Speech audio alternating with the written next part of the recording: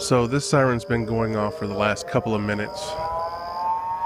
I've called 911 and they stated that they believe it's a malfunction of some sort. The time is now, it's approximately 3:35 in the morning. Approximately, I'm not really sure what time it is, but I think it's around 3:30. But what do you guys think? That's odd. Sounds like an attack of some sort.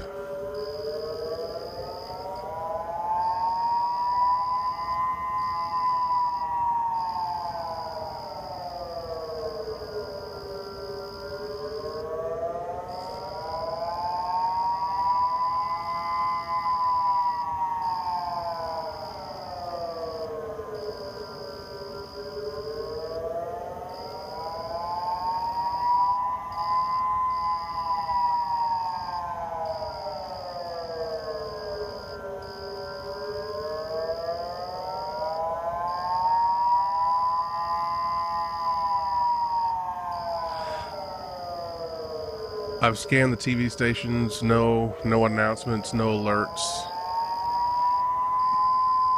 Like I said, I called 911. They have officers checking right now to make sure or see, what's going on as far as a malfunction in the sirens.